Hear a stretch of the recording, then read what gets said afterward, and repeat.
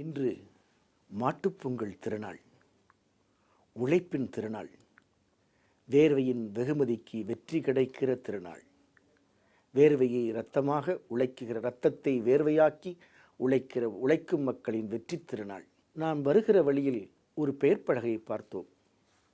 கால்நடை மருத்துவமனை என்று பெயர் பலகை. அருகில் இருந்த நண்பரை கேட்டோம், கால்நடை மருத்துவமனை என்று பெயர் பலகை போட்டிருக்கிறார்களே, இது யாருக்கு பயன்படும்? அருகில் இருந்தவர் சொன்னார், கால்களால் நடக்கின்ற ஆடு மாடுகளுக்குத்தான் இந்த மருத்துவமனை, கால்நடை மருத்துவமனை என்றார். திரும்ப அவரிடம் சொன்னோம், ஏன் மனிதனும் கால்களால் தானே நடக்கின்றான், அவனுக்கு இந்த மருத்துவமனை பயன்படாதா என்று கேட்டோம்.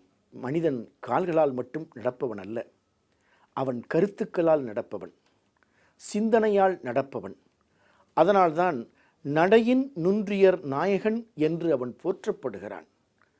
தான் நடையின் நின்றுயர் நாயகன் என்று போற்றப்படுவதற்கு அவனுக்கு 6வது அறிவு இருக்கிறது. ஆனால் இவற்றை பற்றி கவலைப்படாமல் மாடுகள் நமக்கு உழைப்பை தருகின்றன.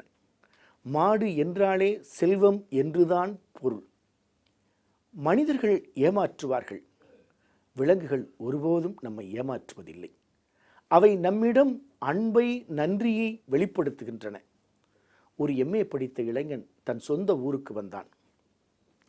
அந்த ஊரில் ஒரு கிராமத்தில் எண்ணெய் செக்கை பார்த்தான். 2 மாடுகள் சுற்றி வந்து எண்ணெயை எடுத்து கொண்டிருப்பவருக்கு உதவி செய்து கொண்டிருந்தன. மாடுகள் சுற்றி சுற்றி வந்தன. ஒரு பெரியவர் அந்த செக்கிலிருந்து எண்ணெயை எடுத்து கொண்டிருந்தார். MA படித்தவன் இந்த செக்கை கூர்ந்து பார்த்துவிட்டு இந்த பெரியவரிடம் கேட்டான், ஐயா, இந்த மாடுகள் சுற்றி வருவதை பற்றி நீங்கள் கவலைப்படாமல் செக்கிற்குள் குனிந்து எதையோ எடுக்கிறீர்களே, இந்த மாடுகள் சுற்றி வரும் என்பதை எப்படி தெரிந்து கொள்வீர்கள் என்று கேட்டான். பெரியவர் சொன்னார், தம்பி, மாடுகளின் கழுத்தில் மணிகள் கட்டப்பட்டிருக்கிறது. அந்த மணிகள் அவை நடப்பதன் மூலம் சத்தம் கேட்கும். அந்த சத்தத்தின் மூலம் மாடுகள் நடந்து வருகிறது எனக்கு தெரியும் என்றார். இளைஞன் விடவில்லை. MA படித்தவன் அல்லவா. ஐயா, மாடுகள் நின்ற இடத்திலேயே நின்று கொண்டு தலையை மட்டும் ஆட்டினால் உங்களுக்கு எப்படி தெரியும்? அப்படியே அந்த பெரியவர் அந்த இளைஞனை கோபமாய் பார்த்தார். MA படித்தவனை, தம்பி, மாடெல்லாம் அப்படி செய்யாது. ஏனையா, அது MA படிக்கவில்லையப்பா என்றார். இப்படித்தான் சமூகத்தின் போக்கு. படித்தவன் படித்ததை சிந்தித்து சிந்தித்ததன் பாதையில் செயல்பட மறுத்தால் அவன்தான் பேதையின் பேதை என்று திருவள்ளுவர் சாடுகிறார். அவன்தான் முட்டாளின் முட்டாள் என்று சாடுகிறார்.